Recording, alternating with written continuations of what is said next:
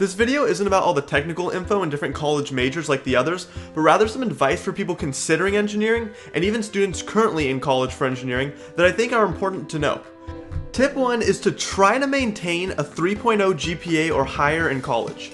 Now GPA is not everything, but I put this because many engineering companies and graduate schools will not accept you if you have lower than a 3.0. Your resume may never be seen by a human because a computer will just filter out your resume assuming you apply online. This isn't true for every company or school, but it will keep a lot of your options open if you keep that GPA or higher. But GPA is not the most important thing. If you can't maintain that GPA, just make up for it with extracurriculars, projects, and engineering clubs, and keep a good network, which is tip 2. Networking is extremely important for everyone in college, but as an engineer it will help so much to get to know as many people as you can in the field you're interested in. Join engineering clubs and meet people, get to know your professors who probably have contacts, maybe you'll meet friends who have parents that work at engineering companies, go to career fairs and so on. Do whatever you can to get to know people. A common thing you'll hear people say is who you know is more important than what you know, and this is very true. I mean, there's a fine line because you gotta pass your classes, but you get the idea. Don't be shy and go meet people over your years in college. 3 is to apply to summer internships as soon as you can. Honestly, if you do not have big plans for the summer, apply for internships even after your first year in college. It's not necessary, but it only helps. Engineering internships are paid, at least all the ones I've heard of. You could make $15, $20, or even $25 an hour. All these are wages I've heard of people making. I've even heard of more at larger companies like Apple. However, according to PayScale, the average engineering intern in the United States gets paid about $16 an hour, and the highest paying skill is programming and knowledge of Java, Python, C, and C++. If you have a 12-week internship working full-time, that's $7,200, $9,600, and $12,000 respectively in just one summer. Plus you increase your network, improve your resume, may guarantee yourself another internship the next summer, and could even guarantee yourself a job once you graduate if they keep hiring you. Even if you have really no experience besides the few classes you've taken, what do you have to lose by trying?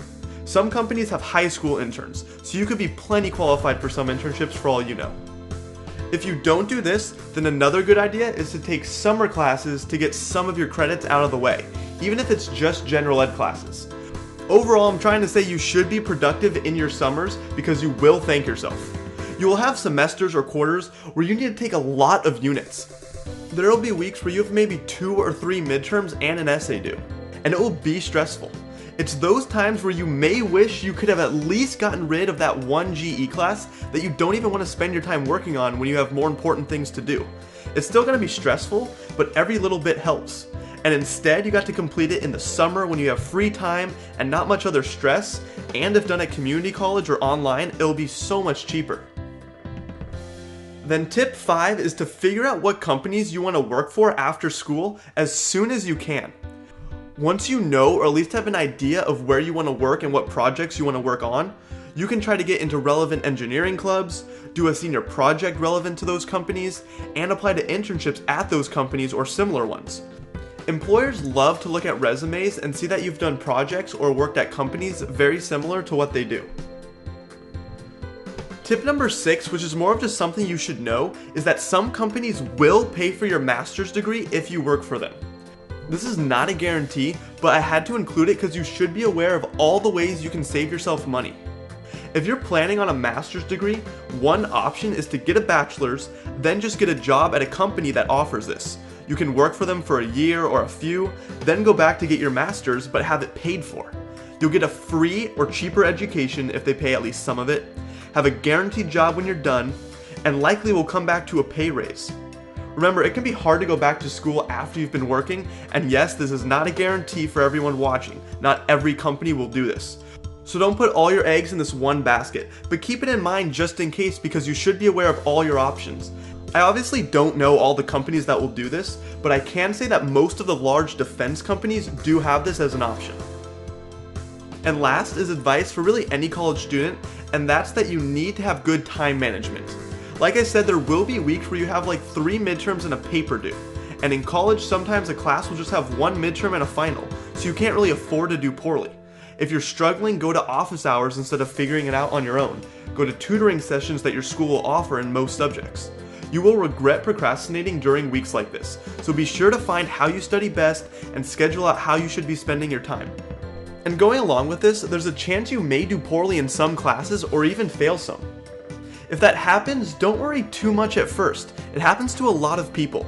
Figure out what went wrong and how you're going to change your study habits. Find tutoring, go to office hours more, and so on.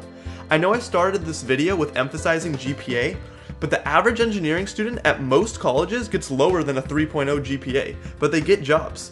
Just remember to pick yourself back up, keep networking, apply for internships, do extra projects besides what's required in lab, and build that resume as much as you can. After you get that first job after college, your GPA really doesn't matter anymore unless maybe you end up going back to school. So that's the list of some of the important things to keep in mind if you are going into engineering or currently are going through the curriculum. And as 2 pieces of bonus advice when it comes to saving money, one of the most expensive things you can do is get your textbooks from your university's bookstore. It might be your only option in some cases, but getting an online PDF, which yes, you probably will find someone who has one, renting the book, which many websites offer, buying or borrowing from a friend who's already taken the class, buying it used online, all will save you a ton of money. Also make sure the textbook is actually required. Sometimes they say it is, but it really isn't. And also, if you get that internship or part-time job during the summer, try to use it to pay off any loans you may have. And some of this information like GPA requirements, internship wages, and all that will differ from person to person, but also country to country. So be sure as always to do your own research, but I hope this helped. If you like this video and want detailed information on science, math, and engineering majors, like and subscribe, and I'll see you all next time.